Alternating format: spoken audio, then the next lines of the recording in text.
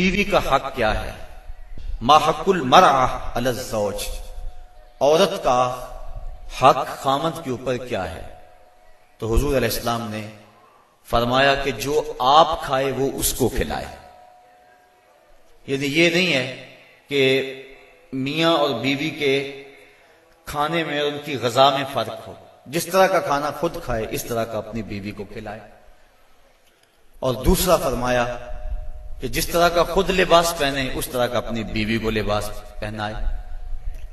تیسرا حق حضور علیہ السلام نے یہ بیان فرمایا کہ تو اس کے چہرے پہ نہ مارے، گھر میں 100 شکر رنجی ہو جاتی ہے، ولا یضرب الوجہ، چہرے پہ نہ مارے۔ آقا کریم علیہ السلام نے فرمایا لا تضربوا اماء اللہ، اللہ کی لونڈیوں کو مارو نہ، منع فرمایا گیا۔ بعض مرد اپنی حاکمیت جگانے کے لیے، اپنے تغلب کو ظاہر کرنے کے لیے عورت پر تشدد کرتے ہیں اور سمجھتے ہیں کہ یہ ہم نے بڑی بہادری کی ہے۔ یہ کوئی اچھا کام نہیں ہے وہ جو اس نے کیا ہے، شریعت نے روکا ہے، منع کیا ہے۔ عورت مارنے سے درست نہیں ہوگی بلکہ معاملہ اور خراب ہو جائے گا۔ عورت کو بارے میں حضور نے ارشاد فرمایا یہ ٹیڑھی پسلی سے پیدا کی گئی ہے، اگر اس کو بالکل سیدھا کرنا چاہو گے تو یہ ٹوٹ جائے گی، اور اگر تم جو ہے وہ کوشش نہیں کرو گے تو ٹیڑھی کی ٹیڑھی رہے گی۔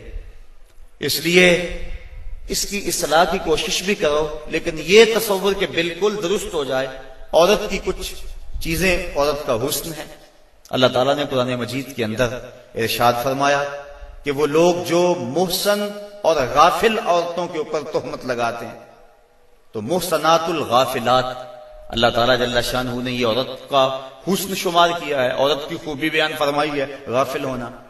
مرد بڑا زمانے ساز ہو تو یہ اس کا حسن ہے، لیکن عورت بھولی بالی ہو، صرف امور خانہ داری کو جانتی ہو، باہر کے معاملات کو نہ جانتی ہو، یہ عورت کا حسن ہے۔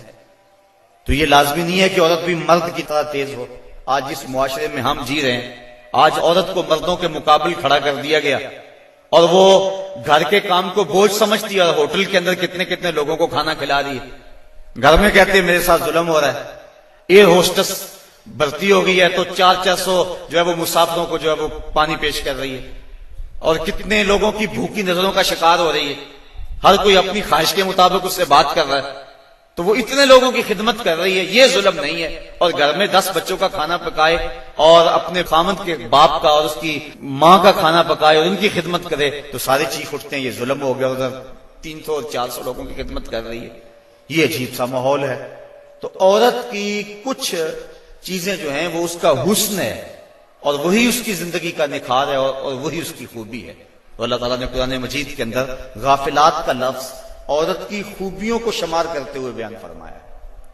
تو یہ چونکہ پسلی ٹیڑھی رہے تو پسلی کے ٹیڑھا ہونے میں بھی ایک حسن ہے، اگر سیدھی ہو جائے تو حسن زائل ہو جائے گا، اس لیے فرمایا کہ یہ ٹیڑھی پسلی سے پیدا کی گئی ہے، تو یہ بالکل سیدھی بھی نہیں ہو سکتی ہے۔